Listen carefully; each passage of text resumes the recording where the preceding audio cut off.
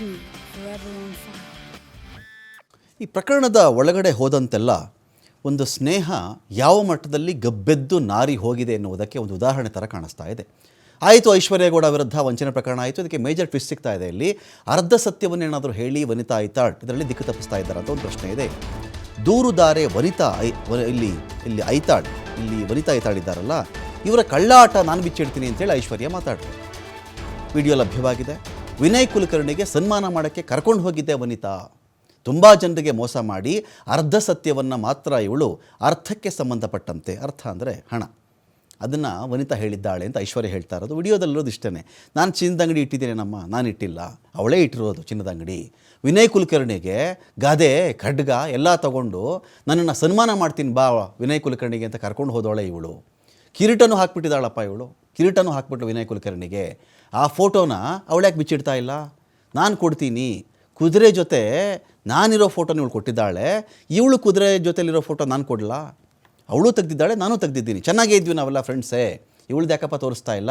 ಇವಳಿಗೆ ಯಾಕೆ ಗಣ್ಯ ವ್ಯಕ್ತಿಗಳು ಬೇಕು ಅಂತ ಹೇಳಿದ್ರೆ, ಇವಳು ಯಾವ ಗಣ್ಯ ವ್ಯಕ್ತಿ ಸಿಕ್ಕಿದ್ರು ಇನ್ವೆಸ್ಟ್ ಮಾಡಿ ನಂದು ಬ್ಯಾಂಕ್ ಇದೆ, ಇದರಲ್ಲಿ ಬ್ಲ್ಯಾಕ್ ಮನಿ ನಿಮ್ಮ ಹತ್ರ ಇದ್ದರೆ ವೈಟ್ ಮಾಡಿಕೊಡ್ತೀನಿ ಅಂತ ಅವಳು ಹೇಳ್ತಾ ಇದ್ದಾಳೆ. ಕೆಲವರು ಆಕೆಗೆ ಬ್ಲ್ಯಾಕ್ನಲ್ಲಿ ಹಣ ಕೊಟ್ಟಿದ್ದಾರೆ, ವೈಟ್ನಲ್ಲಿ ಕೊಟ್ಟಿರೋರು ಬಹಳ ಕಡಿಮೆ. ಈಕೆ ಎತ್ಕಟ್ತಾ ಇದ್ದಾಳೆ. ಈಗ ನಾನು ಯಾರನ್ನು ಎತ್ಕಟ್ಟಕ್ಕೆ ಹೋಗಿಲ್ಲ ಇಲ್ಲಿ. ಅವಳು ಎಷ್ಟು ಜನರ ಜೀವನ ಹಾಳು ಮಾಡಿದ್ದಾಳೆ ಎಲ್ಲ ಹೊರಬರುತ್ತೆ. ಅವರ ಓಂಕಾರ್ ಕೋಆಪರೇಟಿವ್ ಸೊಸೈಟಿಯಲ್ಲಿ ಫಂಡ್ ಎಷ್ಟಿದೆ ಅಂತ ಅವರನ್ನು ಕೇಳಿ. ನೂರಾರು ಜನ ಆ ಬ್ಯಾಂಕ್ಗೆ ಹಣವನ್ನು ಹೂಡಿಕೆ ಮಾಡಿಬಿಟ್ಟಿದ್ದಾರೆ. ಹಣ ಎಷ್ಟಿದೆ ಅಂತ ಕೇಳಿದ್ರೆ ಇವಳು ಎಲ್ಲ ಬಂಡವಾಳ ಆಚೆ ಬಂದುಬಿಡುತ್ತೆ ಅಂತ ಹೇಳಿ ಐಶ್ವರ್ಯ ಇಲ್ಲಿ ಆರೋಪವನ್ನು ಮಾಡಿರೋದು. ಕೊಟ್ಟಿರೋರೆಲ್ಲ ಸರ್, ಈಗ ನಿಮ್ಗೆ ತಿಳಿದು ಬಂದಂಗೆನೆ ಚಿನ್ನ ಬೆಳ್ಳಿ ಅಂಗಡಿ ನಾನು ಇಟ್ಟಿಲ್ಲ, ಆಕೆ ಚಿನ್ನ ಬೆಳ್ಳಿ ಅಂಗಡಿ ಇಟ್ಟಿರೋದು. ಗದೆ, ಕತ್ತಿ, ಕಿರೀಟ ಇದೆಲ್ಲ ನನಗೆ ಸಿಗಲ್ಲ, ಆಕೆಗೆ ಸಿಗೋದು. ಆಕೆ ತೊಗೊಂಡು ಹಿಂಗೆ ಸನ್ಮಾನ ಮಾಡೋಕೆ ಹೋಗೋಣ ಬನ್ನಿ ಅಂತ ನಾನು ಕರೆದಿದ್ದೌದು. ಆ ಟೈಮಲ್ಲಿ ನಾನು ಸ್ವಲ್ಪ ಲೇಟಾಗಿ ಹೋದೆ. ಸೊ ಬರೀ ಕತ್ತಿ ಕೊಟ್ಟಿರೋದು, ಗದೆ ಕೊಟ್ಟಿರೋದ್ರ ಬಗ್ಗೆ ಹೇಳ್ತಿದ್ರೆ, ಕಿರೀಟ ಯಾರಿಟ್ರು ಅಂತ ನೋಡಿ. ಎಲ್ಲೋ ಪಾಪ ಆಕೆ ಹತ್ರ ಅದು ಫೋಟೋ ಅವೈಲೇಬಲ್ ಇಲ್ಲ ಅನಿಸುತ್ತೆ. ನಾನೇ ಕೊಡ್ತೀನಿ ನಿಮಗೆ. ಗದೆ ಕೊಟ್ಟಿರೋದು ಮಾತ್ರ ಅವಳು ಕೊಟ್ಟಿದ್ದಾಳೆ ನಿಮಗೆ, ಕಿರೀಟ ಇಟ್ಟಿರೋದು ಕೊಟ್ಟಿಲ್ಲ. ಕಿರೀಟ ಇಡೋದು ನಾನೇ ಕೊಡ್ತೀನಿ.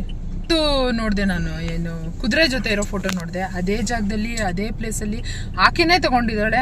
ನನ್ನ ಫೋಟೋ ಅವಳು ತೆಗ್ದಿದ್ದಾಳೆ, ಅವಳ ಫೋಟೋ ನಾನು ತೆಗ್ದಿದ್ದೀನಿ. ಪಾಪ ಅವ್ರ ಹತ್ರ ಅವ್ರಿರೋದು ಫೋಟೋ ಅವೈಲೇಬಲ್ ಇಲ್ಲ ಅಂತ ಅನ್ಸುತ್ತೆ, ಅದನ್ನು ನಾನೇ ಕೊಡ್ತೀನಿ.